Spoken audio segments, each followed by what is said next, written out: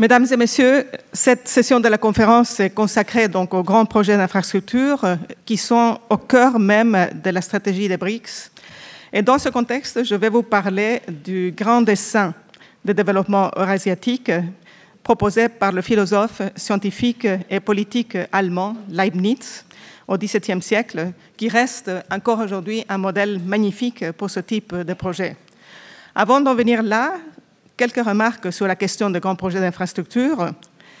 Ceux-ci constituent sans aucun doute le socle du développement industriel d'une nation. Pas de progrès possible sans infrastructures modernes de transport, d'énergie, d'aménagement d'eau.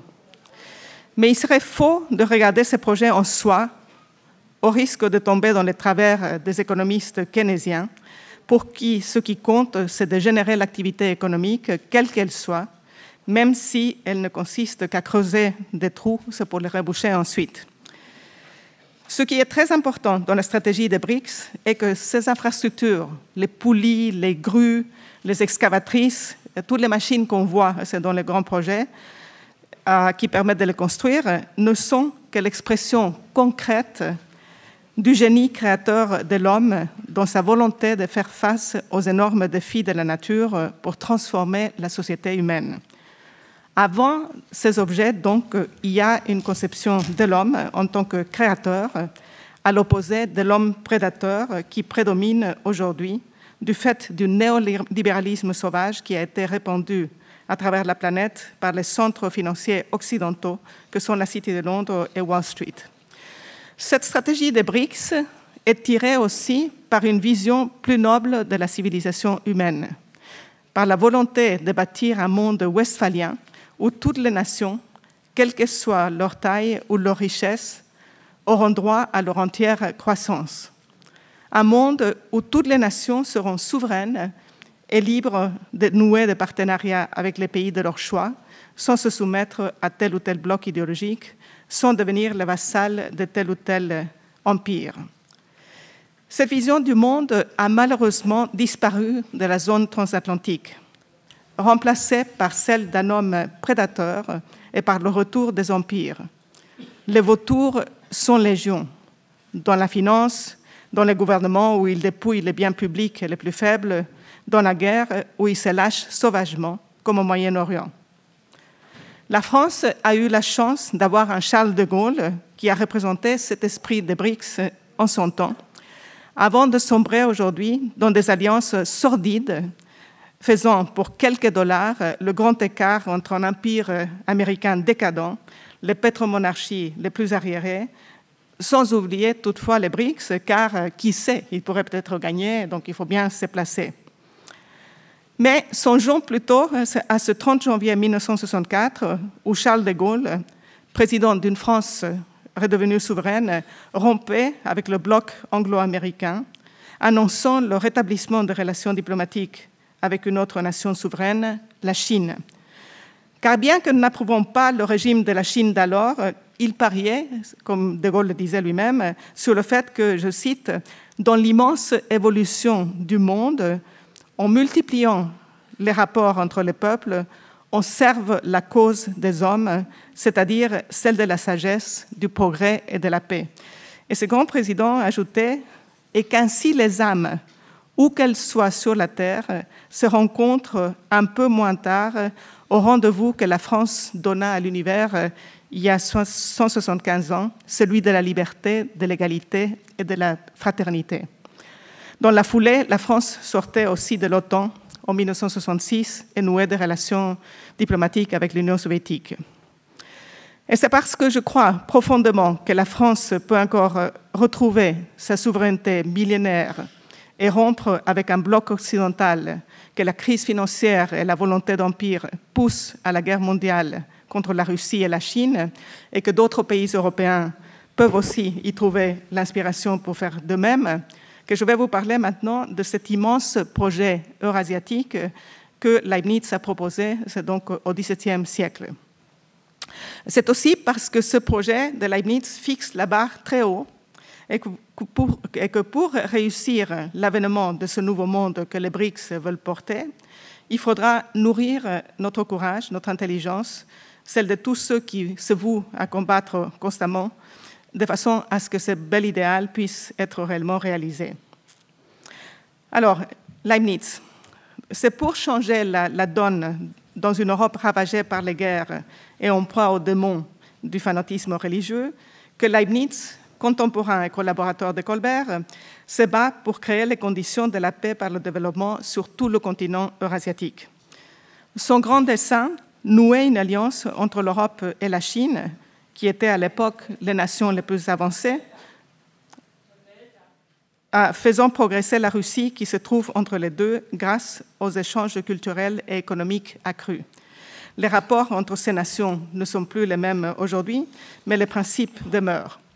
C'est ce dessin que Leibniz présente poétiquement dans la préface de son ouvrage Novissima Sinica, Nouvelles de Chine, en disant, et je cite, qu'une disposition particulière de la Providence a fait que la plus haute culture et ornements du genre humain se sont aujourd'hui concentrés aux deux extrémités de notre continent, l'Europe et la Chine. Peut-être la Providence suprême, en faisant s'étendre la main aux nations les plus avancées, mais les plus éloignées, cherche-t-elle à élever tout ce qui se trouve entre elles, la Russie, donc, à une meilleure règle de vie. Donc, c'est l'idée qu'a développée M. Gizet de ces deux extrêmes de l'Europe, c'est qui, en se tendant la main, peuvent développer tout ce qu'il y a au milieu. Alors, chance inouïe pour Leibniz, et le tsar Pierre le Grand de Russie et l'empereur de Chine Kangxi s'ouvrent alors à l'Europe et montrent tous deux un grand zèle pour porter dans leur pays la connaissance des sciences et des mœurs de l'Europe. Ayant beaucoup travaillé pour nouer une relation privilégiée avec ces deux chefs d'État, Leibniz tentera, en conseiller des princes, de changer le cours de l'histoire. Il rencontra Pierre le Grand 3 fois, en 1711, 1712 et 1716, et devient son conseiller officiel. Le tsar voulait le rencontrer pour lui demander son aide pour sortir son peuple de la barbarie. Quant à Kangxi, la relation ne fut pas directe, mais se fit par l'intermédiaire des jésuites missionnaires qui labouraient la Chine depuis un siècle et qui avaient réussi, grâce à leur savoir scientifique, à avoir l'oreille des empereurs, en particulier de Kangxi, qui était au pouvoir à cette époque. Leibniz était en correspondance avec ses pères jésuites et il inspirera même la mission des 5 jésuites mathématiciens français qui partirent en Chine en 1685 pour travailler avec Kangxi. Tous les mémoires du dialogue passionnant entre Leibniz et Pierre le Grand sont facilement accessibles aujourd'hui grâce aux œuvres de Leibniz rassemblées par Fouchier de Careil, et je vous incite vraiment à les lire. Au cœur de ces propositions, attirer tous les hommes actifs et capables de toutes les professions, instruire ces sujets, et notamment les plus jeunes, leur apprendre à créer en leur faisant redécouvrir les grandes percées du passé, traduire en russe les descriptions des sciences et des arts, ouvrir partout des écoles et créer des académies des sciences et des arts dans les principales villes, à Moscou, à Pétersbourg, à Kiev et à Astrakhan. Fonder partout des bibliothèques, des observatoires, des laboratoires pour y faire des machines. Un siècle avant les Britanniques, Leibniz, qui collaborait aux efforts de l'Académie des sciences de Paris pour développer les machines à vapeur et à combustion, conseillait déjà aux Russes de créer un laboratoire où les bons chimistes et artificiers étudieraient les applications du feu pour le travail dans les mines, dans les métaux, les fonderies, les verreries et l'artillerie. Tel Prométhée des temps modernes, il disait « Le feu doit être regardé comme la clé la plus puissante des corps ». Pour ce qui est des infrastructures, il conseilla de réfléchir à l'usage qu'on pourrait faire des rivières et à l'aménagement de l'intérieur, de songer à la Volga qu'on pourrait relier par un canal au Don et d'améliorer la navigation principalement sur le Dniepr et l'Irtis, faire des canaux pour le transport de denrées et pour assécher les marais. Le travail de Leibniz en Chine est aussi un bel exemple de coopération entre les nations respectueuses de leurs meilleures traditions, dont les apprentis sorciers occidentaux en révolution de couleur aujourd'hui devraient s'inspirer. Dans ses Novissima Sinica, il compare les mérites relatifs des cultures chinoises et européennes qu'il met pratiquement à égalité. L'Empire chinois, dit-il, ne le cède pas en étendue à l'Europe cultivée, et même la surpasse en population. Pour Leibniz, l'Europe l'emporte au niveau des connaissances des formes qui séparent l'esprit de la matière, la métaphysique, la géométrie, l'arithmétique. Les jésuites se sont employés à résoudre ces lacunes en enseignant la géométrie, l'astronomie et la mécanique. Et donc il existe une petite voiture à vapeur qui a été développée par un de ces jésuites, qui s'appelle Ferdinand Verbiste, qui était un jouet, mais qui marchait déjà très bien. Mais là où Leibniz est ébloui par les Chinois et montre un respect très grand, c'est au niveau de leur sagesse quotidienne. Et il dit, si nous sommes égaux dans les techniques, si nous les avons vaincus dans les sciences contemplatives, il est certain que nous fîmes vaincus dans la philosophie pratique. Cela ferait presque honte de l'avouer. J'entends les règles de l'éthique et de la politique appropriées à la vie et à l'usage des mortels. On ne saurait dire, en effet, le bel ordre supérieur aux lois des autres nations qui règlent chez les Chinois toutes choses en vue de la tranquillité publique et des relations des hommes entre eux. À l'origine de cette culture de sagesse et d'harmonie dans la vie quotidienne, entre la vie quotidienne, la vie politique et le cosmos, l'héritage de Confucius a enrichi d'autres traditions philosophiques. Madame Larouche nous en a déjà parlé aujourd'hui. Mais songeons, pour essayer d'imaginer le stade de développement de la Chine, qu'au XIe siècle, la Chine connaissait déjà la perspective et que le grand historien de la peinture Guo Ruoxu écrivait en 1074, je cite, « Si la valeur spirituelle d'une personne est élevée, il s'ensuit que la résonance intérieure est nécessairement élevée. Alors, sa peinture est forcément pleine de vie et de mouvement.